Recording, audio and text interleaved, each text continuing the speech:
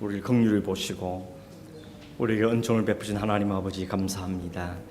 그 은혜를 붙잡고 살기를 원하오며 하나님 말씀과 성령 안에 겨 있는 삶을 사는지 되도록 도와 주시옵소서. 결심하고 결단하지만 우리의 연약한 모습들과 또 죄성들과 세상의 유혹들로 인해서 넘어질 때가 많은 것을 주님 앞에 고백하오며 거룩하신 하나님 보혈로 우리를 정결케 하시고 믿음에 견고하게 세워주셔서 흔들림 없는 믿음의 삶을 살아갈 수 있도록 주님 도와주시옵소서. 오늘도 구한 모든 기도에 응답해 주시고 특별히 함께 하지 못하더라도 주님 앞에 엎드려 기도하는 모든 기도를 주께서 들으시고 응답하시며 역사하여 주시기를 간절히 원하옵고 예수님의 이름으로 기도하옵나이다. 아멘. 하나님 말씀을 한 군데 보겠습니다. 마태복음 16장. 좀 울리는 것 같지 않습니까? 마태복음 16장 13절부터 20절까지 말씀 찾으셨으면 같이 한번 읽도록 하겠습니다. 예수께서 빌립보 가이사랴 지방에 이르러 제자들에게 물어 이르시되 사람들이 인자를 누구라 하느냐? 이르되 더러는 세례 요한, 더러는 엘리야, 어떤 이는 예레미야나 선지자 중에 하나라 하나이다. 이르시되 너희는 나를 누구라 하느냐? 시몬 베드로가 대답하여 이르되 주는 그리스도시요 살아계신 하나님의 아들이시니이다. 예수께서 대답하여 이르시되 바요나 시몬아 내가 복이 있도다. 이를 내게 알게 한 이는 혈육이 아니요 하늘에 계신 내 아버지시니라. 또 내가 네게 이르노니 너는 베드로라. 내가 이 반석 위에 내 교회를 세우리니 음부의 권세가 이기지 못하리라. 내가 천국 열쇠를 내게 주리니 내가 땅에서 무엇이든지 매면 하늘에서도 매일 것이요 내가 땅에서 무엇이든지 풀면 하늘에서도 풀리리라 하시고 이에 제자들에게 경고하사 자기가 그리스도인 것을 아무에게도 이르지 말라 하시니라. 아멘. 예수님의 공생애를 살펴보고 있는데 지난주 이어서 오늘은 세 번째 유월절 기간을 비롯해서 네 번째 유월절 앞두고 있는 초막절 기간 정도까지의 있었던 일들을 좀 살펴보도록 하겠습니다. 지난주 말씀드렸지만 세 번째 유월절 때는 예수님께서 예루살렘으로 안 가셨죠. 안 가시고 갈릴리 지역에 그냥 머물러 계셨습니다. 나중에 네 번째 유월절 앞두고 올라가시는데 약 한 6개월을 앞두고 예루살렘을 찾아가시죠. 그때가 이제 생애 마지막 유월절이 되는 것입니다. 세 번째 유월절 기간 동안에 예수님께서 예루살렘을 방문하지는 않으셨는데 그 기간 동안 그럼 뭘 하셨는가 하는 거 우리가 지난주에 살펴보았는데 그 첫째가 뭐였는가 하면 오병이어 기적이었습니다. 예수님께서 단순히 인간들의 먹거리를 해결해 주는 분이 아니고 주님의 관심은 그들에게 자신의 몸과 살, 생명의 떡과 생명의 음료수인 그 자신을 먹으라 하는 것을 말씀하시는데 주님이 바로 생명의 떡과 생수라는 것을 보여주는 기적이 오병이의 기적이다 이렇게 말씀을 드렸죠. 오늘도 세상 사람들은 어디에 관심들이 많습니까? 여전히 목구멍이 포도청이 나고 먹고 살아야 되니까 먹는 것, 마시는 것, 또 뭘 입어야 되고 어떻게 오늘 또 살 것인가 하는데 관심들이 많습니다. 어쩌면 당연한 모습일 수 있겠죠. 의식주라는 것은 인간에 꼭 필요한 부분이 있죠. 근데 그것만 보고 산다면, 그것만 매여 산다면 참 인생은 너무 고달프다 생각하지 않습니까? 인생은 꼭 이렇게 살아야 되나? 매일같이 먹고 마시고 있는 거기에만 매달려 산다면 참 인생이 너무 고달프기만 하고 그 가치나 의미가 없지 않는가 하는 생각이 드는 것입니다. 그래서 우리는 하나님을 믿고 소망이 있고 그 믿음이 있기 때문에 그런 고달픈 인생 속에서도 가야 할 목적지가 있고 살아야 할 이유가 있고 삶의 방향이 있기 때문에 우리는 그 안에서 누리는 평강과 기쁨과 보람과 또 의미를 두고 사는 것, 그게 바로 성도가 똑같은 세상을 살면서 다른 점이라고 이렇게 말할 수가 있을 겁니다. 여러분 쫓겨다니는 삶 살지 마시고 소망을 보고 목표를 가지고 달려가는 그 삶을 사는 우리가 되었으면 좋겠습니다. 예수님이 유월절이 됐는데도 안 나타나니까 예루살렘에 있는 바리새인들, 서기관들이 또 어떻게 했냐 이거 왜 예수가 안 나타났냐. 그래서 사내들인 공의에서 몇 사람의 바리새인과 서기관들을 북쪽에 있는 갈릴리 지역까지 이렇게 파견을 보내는 겁니다.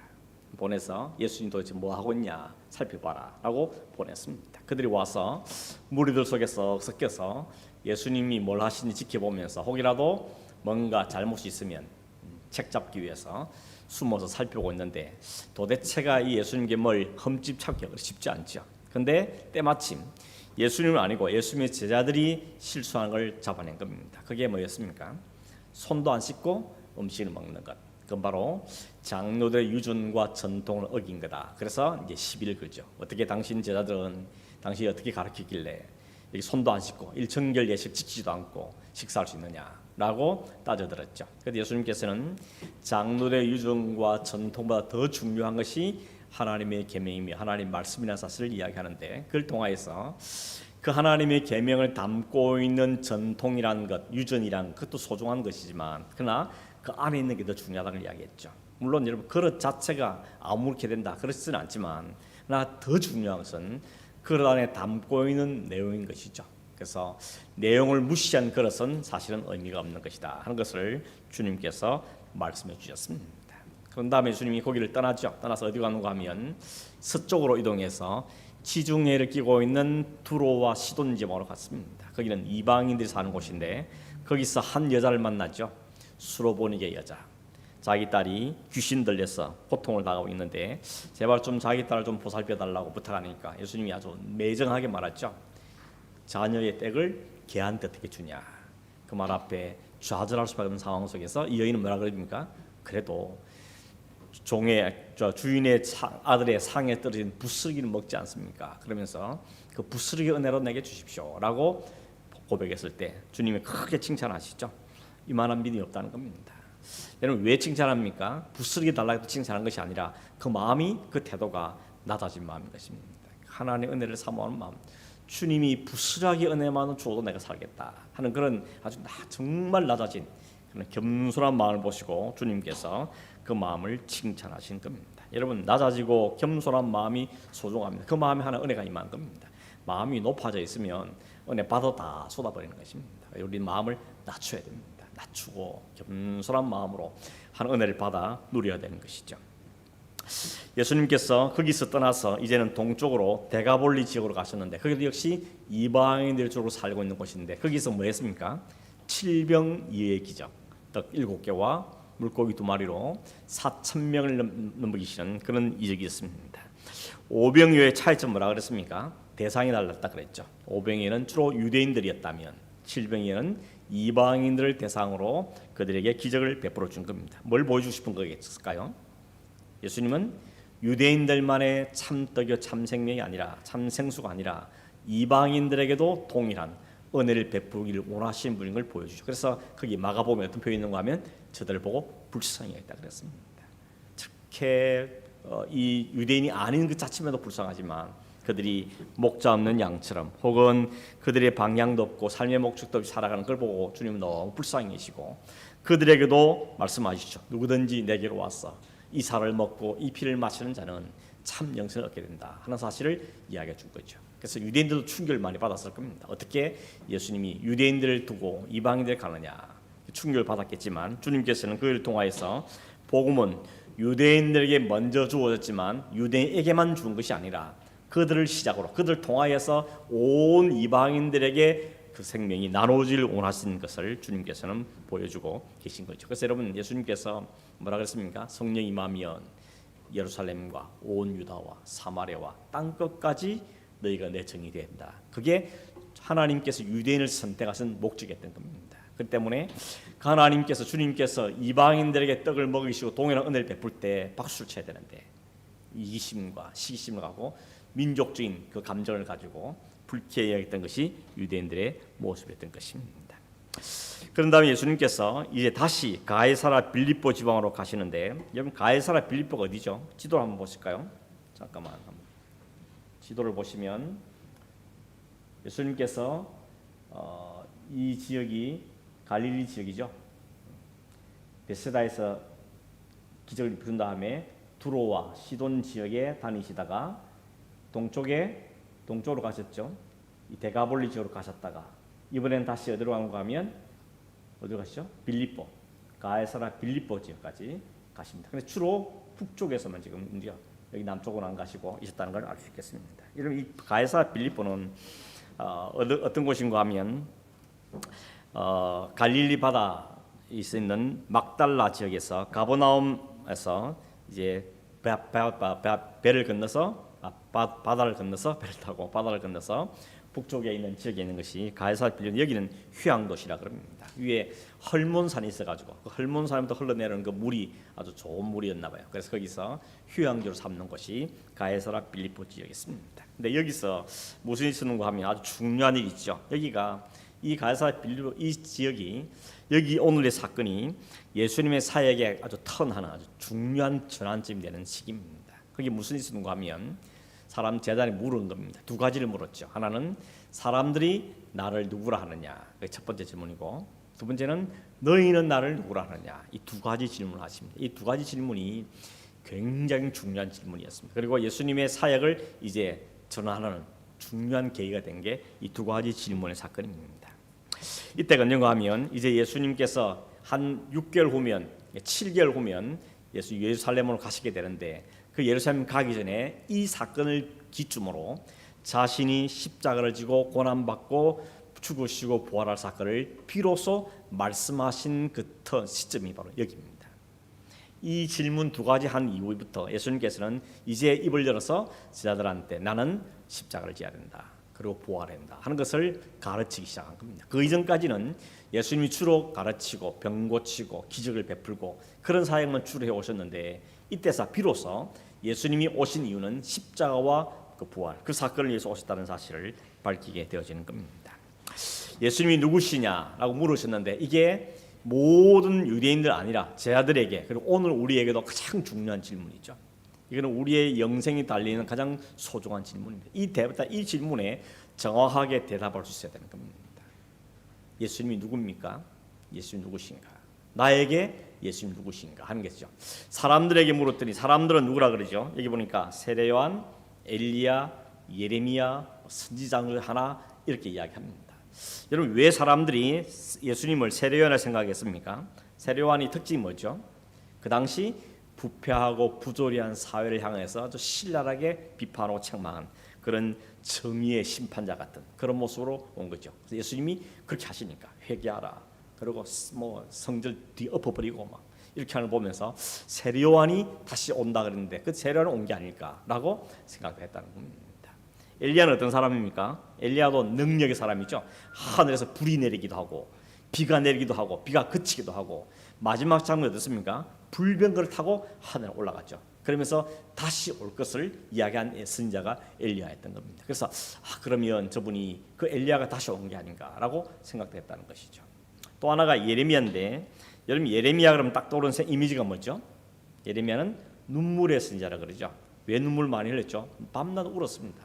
이유는 뭔가 하면 자기 민족 때문에, 자기 민족의 죄악상을 보면서 밤낮없이 통곡하는 눈물의 선지자였습니다. 그래서 예수님도 예루살렘 성을 바라보면서 우시고 그런 안타까운 마음을 보시면서 저분이 에레미야의 심정을 가진 분이 아닌가, 그런 민족주의자가 아닌가라고 생각을 했다는 겁니다. 이런 다양한 의견들이 있었다는 것을 제자들이 보고를 했습니다. 그랬더니 예수님이 하신 말 뭐죠? 사람들이 나를 누구라 하는 거 말고 너희는 나를 누구라 하느냐 하고 물으십니다. 이게 중요한 질문이죠. 이 질문은 제자들이 한 질문뿐만 아니라 오늘 우리에게 던지시는 질문이죠. 너는 나를 누구라 하느냐? 나는 예수님을 누구라 고백하느냐? 이 고백에 의하에 따라 우리는 성도인지 아닌지가 판가름 나는 것이죠. 내가 어떤 사람인가 하는 것이 판가름 나는 겁니다. 여러분, 우리가 이 세상에서 착한 일 많이 하고 의롭게 살고 그것이 성도됨의 기준이 아니고 예수 그리스도를 누구라 고백하느냐, 거기에 성도인지 아닌지 판가름 난다는 겁니다. 오늘 여러분 이 질문에 정확하게 고백할 수 됩니다. 남들이 찬송하니까 같이 찬송하고, 남 따라 교회 가고, 남 따라 봉사하고, 그거 아닙니다. 옛날에는 그 말이죠. 부인 따라서 부인 치맛자락 붙잡고 천국 간다, 이런 말도 있었다는데 그게 아니고 정확하게 신앙은 1대1의 고백입니다. 하나님과 나 사이에 분명한 고백이 있어야 됩니다. 다른 내 삶을 하나님 묻지 않고 이 고백을 물으신 겁니다. 네가 얼마나 잘 살았냐, 얼마나 정의롭게 살았냐, 얼마나 의롭게 살았냐, 얼마나 착하게 살았냐, 그걸 묻지 않으시고 너 나를 누구라 하느냐, 이걸 갖고 주님 우리를 평가하고 판단하신다는 겁니다. 오늘 여러분, 저와 여러분이 우리 마음 깊은 곳에부터 주님이 누구신에 대해서 분명한 고백이 있길 바랍니다. 로마 10장 19절에 그랬죠. 로마 10장 9절에 보면 입으로 사람이 마음으로 믿어 의에 이르고 입으로 신하여 구원에 이른다. 우리가 뭘 믿는지, 뭘 고백하느냐 하는 것이 너무 중요한 사실을 우리에게 이야기합니다. 그래서 여러분, 옛날에 청교도 신앙인들은 누군가가 세례를 받으려면 세례 받기 전에 꼭 개인 간증을 시키게 됩니다. 세례 받기 전에 나는 이렇게 예수를 알게 됐고 예수는 나의 이런 분입니다 하는 고백을 듣고 성도들 앉아서 저 사람의 신앙 간증을 들어보니까 저분은 진짜 그리스도인 신자된 게 맞다. 그래서 과반수 이상이 찬성하면 그 사람의 세례를 주었다는 겁니다. 요즘에는 너무 좀 쉽게 세례를 주는 경향들이 있죠. 분명한 신앙의 고백이 있어야 그 사람에게 세례를 주었다고 이야기합니다. 칼빈은 그런 이야기를 했습니다. 이 땅에는 보이는 교회와 보이지 않는 교회가 있다고 그랬습니다. 눈에 보이는 교회는 그냥 교회에 출석한 사람들이 모인 교회, 그게 보이는 교회라면, 보이지 않는 교회는 어떤 교회인가 하면 진짜 하나님의 은혜와 성령의 인치심으로 예수 그리스도를 믿음으로 고백하는 사람들, 그 사람들이 모인 곳이 보이지 않는 교회라는 것이죠. 진짜 교회는 그게 진짜 교회라고 말하고 있는 것입니다. 아무튼 주님께서 너희는 나를 누구라 하냐고 물었을 때 베드로가 얼른 대답하죠. 주는 그리스도시고 살아계신 하나님의 아들이십니다. 이렇게 고백했습니다. 이 고백이 정말 위대한 고백인 것이죠. 정확한 고백을 한 겁니다. 주님은 그리스도십니다. 기름 부음 받은 자 메시아십니다. 그리고 하나님의 아들이십니다. 약속으로 오신 분이십니다 하는 것을 그가 온전히 고백한 겁니다. 영어 성경에 보면 You are the Christ입니다. 정관사 더가 붙어 있는 거죠. 왜 그런가 하면 여러분, 그리스도라는 것은 기름 부음 받은 뜻인데 구약 시대에는 기름 부은 사람들이 있죠. 왕도 기름 부음 받고 제사장도 기름 붓고 선자도 기름 붓습니다. 근데 여기 더 크라이스트라는 것은 기름 부음 받는데 유일한 분, 그분만 누군가 하면 예수 그리스도, 하나님의 아들로 오실 그분이라고 고백한 것이. 그래서 이 고백은 정말 위대한 고백이라고 아니할 수가 없는 것입니다. 예수님 칭찬하지 않습니까? 근데 뭐라고 칭찬했습니까? 17절에 보니까 바요나 시몬아 네가 복이 있도다. 이 바요나 시몬이 무슨 뜻인지 아십니까? 바라는 건 아들입니다. 요나는 사람 이름이죠. 요나의 아들이란 뜻입니다. 원래는 요나지만 그 베드로의 아버지 이름은 요한이죠. 그러니까 요한의 아들 시몬이라는 뜻이죠. 그 시몬 이름을 나중에 예수님 바꿔준 거죠. 이제 이부터는 네 이름을 베드로로 하겠다. 베드로, 피터, 뭐죠? 반석이라는 뜻이죠. 네 이름을 바꾸겠다고 이야기하신 것이었습니다. 여러분, 왜 그냥 베드로라 그러지? 이때 이미 베드로인데 왜 베드로를 안 그러고 굳이 요한의 아들이라고 불렀을까요? 왜 요한이라고 불렀을까? 뭔가 의도가 있는 것 같죠. 그 의도가 뭔가 하면 그 다음 구절 보면 이렇게 돼 있죠. 바요나 시몬아 네가 복이 있도다. 이를 내게 알게 한 이는 혈육이 아니요 하늘에 계신 내 아버지시다. 너는 요한의 아들이지만 네가 이 고백을 하게 한 이는 그 아버지 말고 하늘 아버지께서 성령을 통해서 너를 이게 고백하게 한 것이라고 이야기한 겁니다. 너의 본질은 시몬이다, 그죠? 요한의 아들 시몬일 수밖에 없지만 성령께서 내 안에서 이 고백을 하게 하셨다는 것을 예수님께서 우리에게 들어야 보여주는 겁니다. 우리도 그렇습니다. 우리가 예수를 그리스도로 하나님의 아들로 고백한다는 것은 우리가 공부해서 습득해서 외워 사는 것이 아니고 성령께서 내 안에 진정으로 가르치시고 깨우쳤을 때 우리는 다른 사람 아무나 하든 관계없이 진심으로 내 심령에서 주님은 그리스도 맞습니다. 하나님의 아들이십니다 하는 고백이 가능해진다는 겁니다. 입술로만 하는 고백은 할 수도 있습니다. 그러나 진짜 진실되게 내가 하나님 앞에서 주님은 그리스도시고 살아계신 하나님의 아들이라는 이 고백은 네가 혈통으로 되는 게 아니고 공부로 되는 것이 아니고 하나님의 영으로 성령께서 아버지께 주시는 은혜로 된다는 것을 이야기합니다. 그래서 말하면 네가 복이 있다는 겁니다. 이 고백을 하게 된 것은 얼마나 복이냐는 거죠. 예수를 믿게 된다는 것, 아니 믿어진다는 것이 진짜 복이라는 이야기를 주님께서 지금 하고 계시는 겁니다. 여러분, 예수가 믿어지십니까? 여러분 믿은 겁니까? 돌이켜보니까 믿어진 거죠. 믿고 싶어 했던 적 있긴 하지만 그러나 지금 돌아보니까 어떻게 믿었는지 생각해보니까 이거는 내가 믿은 게 아니고 믿어진 겁니다. 내가 주님을 받아들인 게 아니고 받아들여진 거죠. 어떻게? 하나님의 영이 우리 안에 역사하서 일들이 일어난 거죠. 그래서 이걸 복이라고 말하는 겁니다. 네가 참 복이 있다. 너는 요한의 아들에 불과한데, 어부의 아들에 불과한데, 네가 주를 그리스도로 알고 하나님 아들로 고백하게 되었으니 이게 네게 얼마나 큰 복이냐라고 이야기하고 계십니다. 오늘 주님을 그리스도로 하나님의 아들로 고백한다면 그것은 하나님께서 우리에게 주신 놀라운 은혜고 선물이고 복인 것입니다. 복 받은 사람이 이 고백을 하는 사람이라 말할 수가 있는 것이죠. 그래서 교회를 뭐라 그럽니까? 이렇게 부름받은 사람, 예수 그리스도를 주로 고백하는 사람들이 모인 곳을 교회라 그러죠. 에클레시아. 세상 많은 사람들이 사는데 그 중에서 예수를 그리스도로 주로 하나님 아들로 고백하는 사람들을 불러 모은 것, 그게 바로 교회라는 것입니다. 그게 바로 교회의 정체성이라는 것입니다. 그런 다음에 주님께서 베드로에게 이렇게 말하죠. 너는 베드로인데 이 반석 위에 내 교회를 세우고 천국의 열쇠를 내게 주겠다, 이렇게 이야기하십니다. 이것이 캐톨릭에서 교황권의 근거로 삼는 중요한 구절이죠.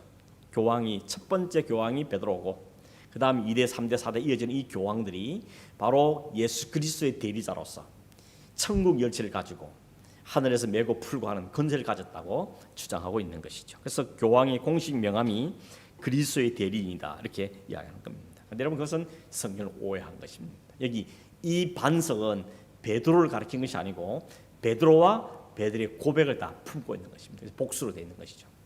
이 고백이라는 것은 너 반석, 너 베드로 위에가 아니고 베드로와 같은 고백하는 모든 사람들을 이야기하는 겁니다. 그래서 주님의 교회는 예수를 그리스도로 하나님의 아들로 고백하는 사람들의 모임, 그게 바로 교회를 이룬다는 것을 이야기하는 것이죠. 그리고 그 교회의 기초는 뭐라고 하죠? 그리스도인 것이죠. 교회의 터는 그리스도라고 이야기하고 있는 것입니다. 그럼 여러분, 오늘 주님께서 우리에게 이 고백을 하게 하는 우리가 얼마나 놀라운 복인지 모르는 것이죠. 그래서 뭐라 그러죠? 너는 베드로라, 내가 내 교회를 이 반석 위에 세우겠다고 말합니다. 이 신앙의 고백 위에 하나님의 교회를 세우겠다고 말합니다. 그래서 교회의 주인은 뭐죠? 내 교회라 그러죠. 내 교회. 주님이 교회의 주인이라는 이야기인 것입니다. 담임 목사 교회가 주인이 아니고, 장로교회는 장로가 주인이 아니고, 혹은 교회 개척 멤버가 교회 주인이 아니라 주님만이 교회의 주인인 것입니다. 우리는 늘 기억에 잊어버리면 안 됩니다. 교회를 개척한 사람일수록, 담임 목사일수록, 교회를 열심히 하는 사람일수록 이 교회 주인 내가 아니다는 것 늘 입버릇처럼 우리가 말해야 됩니다. 그리고 주님만 교회의 주인 되어 주십시오. 주님이 교회의 주인이십니다 라고 우리는 늘 고백하면서 살아야 되는 겁니다. 오늘날 너무 교회들이 인간 중심으로 바뀌고 있는 것이 안타까운 모습이죠. 목사 중심으로 가는 것도 문제고, 너무 인간들의 만족을 추구하는 교회도 문제고, 사람을 끌어모으기 위해서 여러 가지 인간 중심으로 가는 것은 굉장히 위험한 요소가 많이 있는 것입니다. 주님께서는 내 교회라고 분명하게 말씀하고 계시는 것이죠. 그럼 우리는 날마다 각오해야 됩니다. 나는 이 교회 주인이 아니야, 주님이 주인이시야 하는 것을 우리가 입술로 늘 고백해야 되는 것이죠. 21절에 보면 이렇게 말합니다. 아까 말한 제가 이 시점 왜 중요한가 하면 이때로부터 그랬죠. 21절에 보면 이때가 언제입니까? 이 제자들로부터 주님이 고백을 받아낸다. 예수를 그리스도로 주로 하나님 아들로 온전히 고백한 그날, 그 타이밍부터 시작해서 주님은 그때부터 이제 드디어 말씀하죠. 이제 내가 예루살렘 올라가서 대제사장들과 서기관들과 그리고 장로들과 이들에게 고난을 받고, 많은 고난을 받고 죽임을 당하고 부활하게 될 것이다 하는 것을 비로소 나타냈다 그랬습니다. 이전까지는 그 사실은 말하지 않았던 것이죠. 근데 이제는 비로소 주님이 이 땅에 오신 진짜 목적과 골이 무엇인지를 말씀하기 시작했다는 것입니다.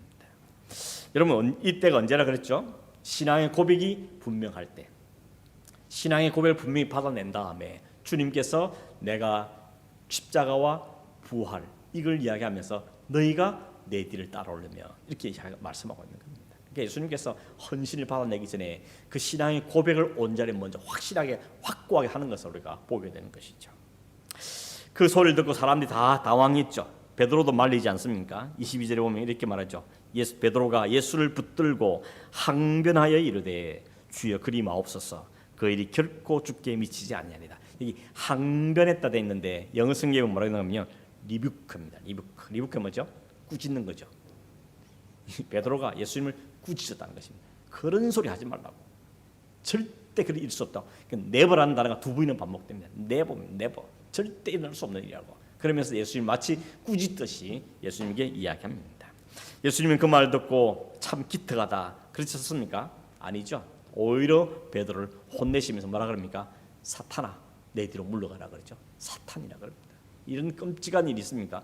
금방 베드로가 주는 그리스도고 살아계신 하나님을 고백했고 주님은 네 보험이 참 잘했다. 네가 참 복되다 해놓고는 금방 돌아서자마자 사탄이라고 부른 것입니다. 베드로에게서 나온 능력이 아닌 걸 알 수 있죠. 베드로가 자신 능력에서 그런 고백을 한 것이 아닙니다. 그리고 베드로가 교회의 교황권을 가지고 그렇지 않다는 겁니다. 베드로는 여전히 베드로는 한 사람인 것이죠. 그런데 차이가 뭡니까? 성령께서 그 마음에 역사하실 때에 그 입술에 진지한 고백이 나왔었는데 왜 이게 엉뚱한 소리를 합니까? 인간적인 생각으로 한 것이죠. 주님이 십자가 진다 그러니까 인간적인 감정이나 그걸 가지고는 그들은 이야기한 겁니다. 아니 왜 그러시냐고. 예수님 지금 잘 나오고 계시는데 왜 그런 엉뚱한 소리 하냐고 자기 생각, 자기 계산을 가지고 이야기하고 있는 것입니다. 여러분 주님의 마음을 정확하게 이해하지 못하고 인간적인 생각을 앞세고 되면 우리는 오히려 하나님의 일을 가로막을 수 있다는 것입니다. 그게 사탄인지 뭡니까? 그죠? 그래서 사탄이라고 말씀하는 거예요. 하나님 일을 생각지 않고 네가 사람 일을 생각하는구나. 우리가 사람의 생각을 앞서면 언제나 하나님 일을 가로막는 사실을 우리에게 이야기하고 있는 것이죠. 그래서 우리는 날마다 물어야 됩니다. 하나님, 뭐가 하나님 뜻입니까? 뭐가 하나님 일입니까? 무엇이 하나님의 원하신 바입니까? 이걸 매일같이 순간순간마다 묻지 않으면 우리는 나도 모르는 사이에 내 인간의 생각을 갖고 이야기하면 하나님 일을 가로막는 사탄의 편에 설 수 있는 그런 우리 본성을 갖고 있는 우리인 것을 인정해야 된다는 것입니다. 그래서 항상 물으십시오. 하나님 생각이 맞습니까? 하나님 뜻입니까? 하나님 계획이십니까? 그 왜 묻는 거죠? 들어보고 할 만하면 하고 하기 싫으면 안 하는 겁니까? 그렇지 않죠. 하나님 말씀만 하시면 확실하게 내게 깨닫게 해주시면 내가 순종하겠습니다. 내 생각 접어두고 내가 생각했던 내 계획들 접어두고 주님이 확실하게 말씀해 주시면 그 순종하겠습니다. 그런 마음으로 순종하려는 마음으로 물어야 되는 거죠. 어떤 성도들은 그래요. 열심히 묻는데 들어보고 지 생각 안 맞으면 노맨 아멘이 아니고 그건 아닌 것이죠. 물어본다는 건 기꺼이 순종하겠다는 그 각오와 결단을 갖고 물어봐야 되는 것이죠. 이 일이 있은 다음에 주님께서 17장 넘어가면 어떤 일이 하면 이 일 후에 6일 후라 그랬습니다. 6일 후 엿새 후에 누가 보면은 8일쯤 이렇게 돼 있는데 아무튼 뭐 6일 후나 8일쯤이나 예수님이 그 세자 중에 셋만 데리고 베드로, 야고보, 요한 셋만 데리고 변화산에 올라가셨습니다. 그 변화산은 어딘가 하면 타보로산이라 부르는데 나사렛 바로 오른쪽에 있는 곳이라고 이야기합니다. 그 산에서 어떤 일이 벌어졌죠? 주님이 영광스러운 모습으로 변화되었습니다. 오늘 성경에 보니까 말했죠. 그 얼굴이 해같이 빛나고 옷이 빛과 같이 휘어졌다 이렇게 이야기하고 있습니다. 그리고 놀라운 것은 예수님 곁에 모세와 엘리야가 서서 예수님과 대화하고 있는 걸 보았다 그랬습니다. 누가복음 보면 이 제자들이 자다가 졸다가 깨보니까 주님 영광스러운 모습 뵈는데 거기 보니까 모세와 엘리야가 딱 서 있는 겁니다. 그리고 세 분이서 이야기를 하는 걸 보았다 합니다. 여러분 왜 모세와 엘리야입니까? 모세가 누구죠? 이스라엘 백성들을 애굽에서 불러내서 광야 40년을 그치면서 하나님의 약속의 땅까지 이끌어간 사람. 그게 바로 모세인데 모세는 또 하나의 율법의 대표자입니다. 모세는 율법의 대표자로 서 있죠. 구약에서. 그럼 엘리야는 능력의 선지자면서 마지막 불수를 타고 하늘로 올라간 사람으로서 구약 선지자를 대표하는 사람이라고 볼 수 있는 것이죠. 그러니까 율법을 대표하는 모세와 선지자를 대표하는 엘리야가 있다는 겁니다. 이건 뭘 이야기하는 겁니까? 구약 전체를 이야기하는 것입니다. 구약의 율법과 선지자 이것이 다 율법과 선지서는 구약의 전체를 이야기하는 것인데 그 구약을 대표하는 두 인물이 예수님과 함께 한 자리에 서 있다는 것입니다. 여러분 그렇다면 이 구약을 대표하는 두 사람이 예수님과 만나서 무슨 이야기했죠? 오늘 이 마태복음과 마가복음에는 무슨 이야기를 나누는지 안 나옵니다. 그냥 이야기했다고 나옵니다. 근데 누가복음에 보면 이렇게 기록합니다. 누가복음 9장 31절에 보니까 장차 예수께서 예루살렘에서 별세하실 것을 말하고 오셨다. 별세가 뭐죠? 죽을 것, 이 세상을 떠날 것에 대해서 그 세 분이 이야기하고 있더라는 겁니다. 그러니까 뭘 이야기죠? 구약의 율법과 선지자를 통해서 예언된 그 예수가 오셨고 그 예수께서 그 오신 말씀대로 이제 십자가를 치고 고난을 받으시고 부활하시며 이 땅을 떠나야 될 사실에 대해서 주님이 앞으로 하실 일에 대해서 이 세 분이 이야기하고 있다는 것입니다. 베드로와 야고보 요한 그걸 대해서 정확하게 몰랐을 것 같고 아무튼 그 광경이 너무 화려해 보이고 멋지 보이니까 베드로가 또 성질 급한 베드로가 또 한마디 하죠. 뭐라 그럽니까? 여기가 너무 좋습니다. 너무 멋있습니다. 여기다 초막셋을 짓겠습니다. 주님을 위해서, 모세를 위해서, 엘리야에서 초막 짓고 여기서 살면 좋겠습니다 라고 반응한 겁니다. 그때 구름이 그들을 덮으면서 뭐라 그러죠? 이는 내 사랑하는 아들이고 내 기뻐하는 자니 너는 그의 말을 들으라고 말씀하십니다. 왜 이 제자들에게 이런 체험하게 하셨을까요? 앞에 있는 거 연관되는 겁니다. 앞에 무슨 사건이 있다 그랬죠? 비로소 주님께서 십자가를 지실 것에 대해서 말씀하십니다. 그리고는 주님 뭐죠? 너희도 나를 따르려면 자기를 부인하고 자기 십자가를 주고 나를 따라야 된다라고 말씀하셨습니다. 이 말씀이 제자들이 얼마나 당황스럽고 부담스러운 말씀입니까? 제자들은 예수님 따르는 이유가 어디 있죠? 제자들 역시도 예수님이 하신 걸 보고 따른 거잖아요.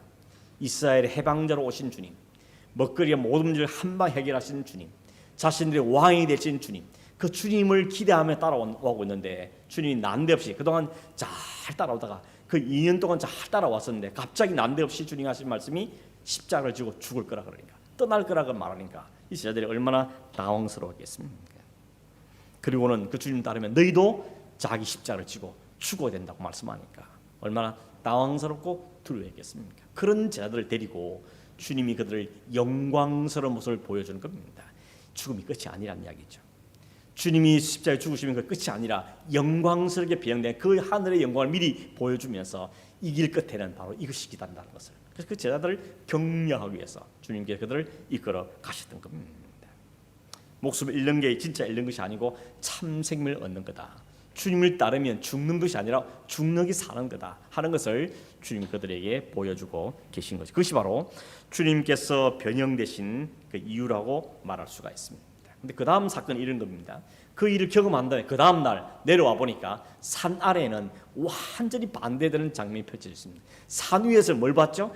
영광스러운 주님이 변형된 모습과 모세와 이 엘리야 구약을 대표하는 자들이 있어서 주님의 그 영광스러움을 함께 어른하는 그 정말 화려한 모습을 보았는데 그 영광스러움을 보고 내려왔는데 산에 내려와 보니까 밑에 완전 엉망되어 있습니다.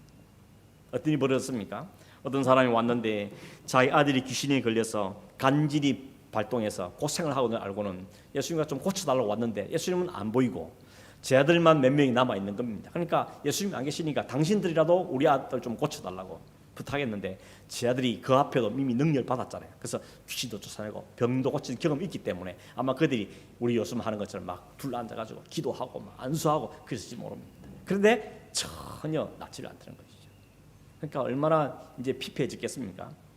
예수님 오길만 막 기다리는 그런 상황이 벌어지고 있는 겁니다. 그러니까 또 주변의 사람들이 뭐 제자들이 뭐 저래 뭐 핀자 있을 거고 이 아버지는 또 답답하니까 뭐 어떻게 해달라고 요청하고 이런 완전 저 엉망진창인 이런 환경이 그런데 벌어지던 겁니다. 여러분 이걸 보여주는 이유가 있는 겁니다. 산 위의 모습과 산 아래의 모습을 대조시키고 있는 거죠. 우리는 산 위에 살고 싶은 마음이 있죠. 흔히 기도원 갔다 오고 나면 기도원 가면 그게 너무 좋아요. 찬송하고 매일 찬송하고 기도하고 그건 성도들 다 천사 같고 막 이러다가 갑자기 현실로 돌아오면 이게 마귀 소굴이잖아요. 막 엉망이잖아요. 그래서 그냥 거기 살고 싶다 이런 마음들은 그런 모습을 보여주는 거예요. 근데 여러분 예수님 뭐라죠? 여기다 초막 짓고 삽시다 그랬어요. 주님이 아니라 너희가 살아야 될 현실은 여기가 아니고 산 아래라는 겁니다. 산 아래는 가보니까 온갖 문제들이 들끓고 있는 해결이 해야 될 많고 악이 다툼이 있고 이런 것이 바로 현실이란 여러분 세상 우리가 이미 하늘나라를 보장받고 약속받았지만 우리 생명이 다한 날까지 살아야 될 세상의 현실은 바로 이렇다는 겁니다. 이 현실 이게 바로 오늘의 세상의 현실이라는 것을 우리에게 보여주고 있는 것입니다. 예수님 뭐라 그러죠? 그 제자를 향해서 이 믿음이 없는 세대여 이렇게 말합니다. 예수님이 능력이 없는 세대로 말하지 않고 믿음이 없는 세대라 그럽니다. 주님께서는 능력보다는 믿음을 요청하고 계시는 것이죠. 왜냐하면 믿음이 능력을 낳는 건데 믿음이 없이 능력이 나타나는 것은 불가능한 것을 말하는 것이죠. 여러분 이제 예수님은 곧 십자가 지기 위해서 예루살렘에 가야 됩니다. 2년 동안 데리고 다닌 그 제자들에게 능력을 주었고 막 했는데 여전히 그들이 하나의 문제 해결 못했어. 이렇게 전년 건강하고 있는 걸 보면서 주님이 제자들이 말하죠. 믿음이 적은 자들아, 믿음이 적은 자들아 라고 주님께서 말씀하신 겁니다. 그러면 그러죠. 내가 얼마나 너희와 함께 있어야 되겠느냐. 이제 곧 떠나가야 되는데 너희들 아직도 너희 믿음 수준이 이것밖에 안 되는구나. 주님은 탄식하시고 안타까워하시고 섭섭해하고 계시는 것을 보게 되는 것입니다. 마가복음 보면 이 아들의 아버지가 예수님께 이렇게 말합니다. 그러면 주님은 뭘 할 수 있습니까? 만약에 뭘 할 수 있거들랑 내 아들을 고쳐주십시오 라고 이야기합니다. 이게 영어 성경에 그랬죠. If you can do anything이죠. 뭐든지 혹시나 할 수 있거들랑 아들 좀 고쳐주십시오 라고 이야기합니다. 예수님한테 뭐라 그랬죠? 유명한 말 하셨죠. 할 수 있거든이 뭔 소리냐. 믿는 자에는 능치 못할 일이 없다 라고 주님이 말씀하시죠. 주님이 역시 뭘 초점 맞죠?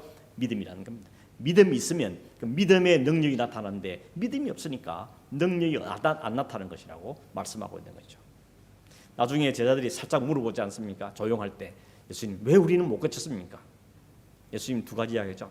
믿음이 없는 세대야. 믿음이 적다고 이야기 또 하나 더 붙입니다. 기도 외에는 이런 능력이 나갈 수 없다고 이야기했습니다. 결국 종합하면 뭡니까?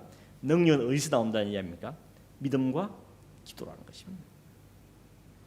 똑같은 제자들인데 이 똑같은 제자들이 능력이 나타날 때는 믿음을 갖고 했고 기도하며 했을 때는 능력이 나타나는데 믿음 없이 기도 없이 하면 똑같은 사람이도 그런 능력이 나타날 수 없다는 사실을 주님께서 말씀하고 있는 것입니다. 여러분 믿음이 있습니까? 기도하십니까? 믿음과 기도 없는데 능력 있는 삶이 나타날 걸 기대한다면 그건 정말 어불성설인 것입니다. 기도도 안 하는데 주님을 향한 그 믿음에 대해서 강구하지 않는데 나에게 무슨 능력 있는 그리스도의 삶을 살기를 원하고 내 삶이 형통하게 잘 되길 바라고 그런다면 정말 그거는 번지수를 잘못 찾는 것입니다. 우리의 믿음을 점검해야 됩니다. 나에게 겨자씨만 하나만 믿음이 있는지에 대해서 점검해야 됩니다. 그리고 이 아버지 한 것처럼 주님이 그랬죠. 할 수 있게 무슨 소리냐 했더니 이 아버지가 놀래가지고 말하죠. 주님 내 믿음 없는 것을 불쌍해 주십시오. 이렇게 말하죠. 이게 우리가 해야 될 태도가 아니겠습니까? 주님 나의 믿음 없는 것을 정말 불쌍해 주시고 내게 믿음을 더하여 주십시오. 이게 바로 믿음으로 기도하는 것이죠. 주님은 마지막 시대 이 제자들 두고 가실 걸 생각하면서 그 제자들이 꼭 필요한 게 뭡니까? 믿음으로 기도하는 것이었습니다. 그걸 남겨주고 싶은 것이죠. 그걸 가르치고 계신 것입니다. 이어지는 이야기가 일이 있은 다음에 예수님께 다시 갈릴리로 돌아오신 다음에 가버나움으로 가는데 주님께서 가버나움 집에 들어가자마자 제자들한테 한마디 하십니다. 얘들아 니네들 길에서 오는 길에 무슨 이야기 했냐 묻습니다. 제자들이 아무도 대답을 못합니다. 왜 그렇습니까? 길에 오는 동안에 자기들이 누가 큰가 하는 문제 갖고 서로 다투었거든요. 예수님이 뻔히 아시고 물어보니까 그 앞에 입도 뻥끗을 못하는 겁니다.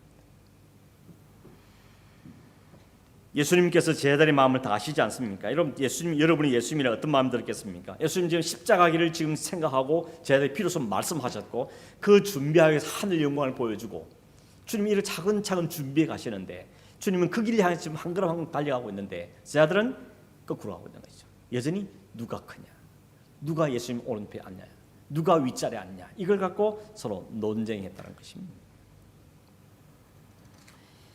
예수님의 생각과 제자들의 생각 이렇게 다르다는 것을 우리에게 보여주는 것이죠. 예수님은 십자가 길과 구원의 사역으로 생각이 꽉 차 있는데 제자들은 누가 큰가, 누가 예수님 오른자리에 앉을 것인가, 누가 더 잘났는가 이걸 갖고 서로 논쟁하며 다투고 있는 모습을 보게 되는 것입니다. 예수님의 마음과 제자들의 마음이 너무 안 맞죠. 너무 생각이 다르죠. 관심이 딴 데가 있는 것입니다. 인간적으로 생각하면 주님께서 얼마나 답답했을까 이런 생각이 들면서 동시에 주님 오늘 우리를 보면서 답답해하지 않았을까 하는 것이죠. 주님의 관심엔 별로 관심이 없고 주님이 원하시는 건 별로 관심이 없고 그저 내 중심으로만 생각하면서 내 삶에 좀 도움을 달라고 주님은 그렇게만 써먹으려는 그런 우리를 보시면 주님께서 얼마나 안타까워 답답해하시겠습니까? 오늘 이 시대의 교회와 이 시대의 그리스도인들 향한 주님의 답답함이 있지 않을까 하는 것이죠. 누가 더 크냐, 누가 더 잘났냐, 누가 더 인기가 많으냐, 누가 더 큰 교회를 하냐, 누가 더 사람들 인정을 많이 받느냐.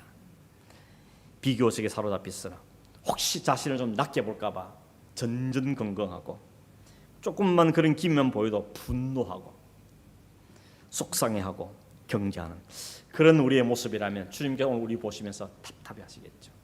언제 성도가 좀 될래? 신자가 될래? 이런 마음이 들지 않겠습니까? 그래서 예수님 뭐라 그러죠? 누구든지 첫자가 되고자 하거든 무사람의 끝이 되고 무사람을 섬기는 자가 되어야 할 것이다 라고 말씀하시죠. 그러면서 어린아이를 딱 세워놓고는 어린아이와 같지 않으면 누구든지 어린아이와 같지 않으면 어린아이와 같지 않은 결단과 천국에 들어갈 수 없고 누구든지 어린아이와 같이 자기를 낮추지 않으면 낮추는 사람이 천국의 큰 자라고 완전히 세상의 이치와는 반대의 말씀을 하고 계십니다. 여러분 어린아이가 이쁘긴 하지만 어린아이 같이 낳아주고 싶지 않지 않습니까? 그런데 주님께서는 이 어린아이 같지 않으면 천국에서 큰 자가 되지 못한다고 분명하게 말씀하고 계시는 것입니다. 이 말을 듣고 제 아들이 얼마나 부끄럽고 얼마나 쪽팔렸을까요? 근데 부끄럽고 쪽팔려야 맞는 겁니다. 이 주님 말씀을 듣고도 전혀 쪽팔림이 없다면 진짜 그게 문제예요. 그 답이 없는 겁니다. 하나님 말씀 내게 들릴 때 깨달음을 주시면 그 말씀에 머리를 숙이고 회개하고 자복하고 돌이키면 그것은 길이 있는데 말씀을 들어도 그냥 그때뿐이고 그냥 돌아서면 다 잃어버리면 진짜 답이 없는 겁니다. 그 여러분 그걸 누가 해결해 줍니까? 목사 해결 못 해줍니다. 성령께서만 우리의 마음을 돌이킬 수 있고 성령께서 우리의 마음을 붙잡을 수 있는 것이죠. 그래서 그렇게 기도할 수밖에 없습니다. 저도 늘 그렇게 기도합니다. 하나님 오늘 말씀을 전하긴 했는데 바꾸시는 주님이 아니십니까? 성장시키는 주님이시고 회개하신 것도 주님이시고 깨닫게 하신 것도 주님이시고 헌신케 하신 것도 성령께서 하십니다. 이제는 성령께서 해주십시오. 이렇게 기도할 수밖에 없는 것입니다. 여러분 주님께서는 이 일이 있은 다음에 한 6개월 정도 남겨두고 드디어 예루살렘으로 올라가십니다. 전에는 예루살렘 때 됐을 때 갔었는데 주님은 이제 예루살렘 6월절 되기 6개월 전에 먼저 예루살렘으로 올라가시게 되어지고 올라가시면서 여러 가지 일들을 해나가시고 마지막 한 주간을 보내게 되는 것이죠. 이 말씀 오늘 정리를 해보겠습니다. 여러분 오늘 우리가 몇 가지 보았는데 베드로의 신앙 고백이었습니다. 여러분 이 고백이 오늘 우리의 고백이 되어야 됩니다. 우리 마음 기쁘고서 진짜한 고백이 되어야 되는 것입니다. 주님은 그 고백을 하고 주님을 따르겠다는 자들에게 미리 변화산의 영광을 보여주셨습니다. 나를 따라온 길이 자기를 부인하고 자기 십자를 지고 따르는 길이지만 그 길 끝에는 이 영광이라는 걸 보여주는 것이죠. 그러나 우리가 살아야 할 현실은 여전히 산 아래 같은 그런 현실이라는 겁니다. 그 현실 속에 살려면 뭐가 필요한 거죠? 믿음이 필요한 것이고 기도가 필요하다는 겁니다. 믿음과 기도에 믿음을 위해서 기도하지 않으면 이 현실에서 그 삶을 버텨낼 수 없는 것이죠. 그럼에도 불구하고 그걸 모르는 사람들은 여전히 도토리 기적이며 살 수 있다는 것을 우리에게 이야기해 주고 있는 것이죠. 여러분 주님은 목표가 십자가입니다. 그 길 가면서 여자들을 이끌고 갑니다. 한 걸음 한 걸음 이끌어가고 깨닫게 하고 가르치면서 이 길을 걸어가고 계시는 겁니다. 우리도 그 주님을 따라가고 있는데 배우면서 깨달으면서 엎드리면서 말씀에 순종하면서 살아가는 그런 우리 모두 성도의 되기를 주의 이름으로 축원합니다. 기도하겠습니다. 고마우신 하나님 아버지 감사합니다. 바요나 시몬이라 부를 수밖에 없는 한 인간의 아들이고 인간의 자식일 수밖에 없는 인간의 생각과 자신의 욕망 따라 살 수밖에 없는 저들을 부르시고 제자 삼으시고 그들 차근차근 준비시켜 가시며 주님의 십자가 길에 동참시켜 가기 위해서 훈련시켜 가시는 주님의 모습을 우리가 보았습니다. 주님 우리의 믿음 없는 것을 불쌍히 해주시고 우리를 온전한 고백 위에 세워주시고 하나님을 소망하며 우리의 준 믿음의 걸음을 걸어가는 믿음의 삶이 되어지기를 원하오니 주님 우리에게 은총을 베풀어 주시옵소서. 우리 온 성도들이 이 하나님을 사모하고 이 하나님을 따라가며 주님 앞에서 온전한 헌신이 이루어지는 은혜가 있도록 우리 성도들 축복하시고 은혜를 베풀어 주시옵소서. 그러고 같이 예수님의 이름으로 기도하옵나이다.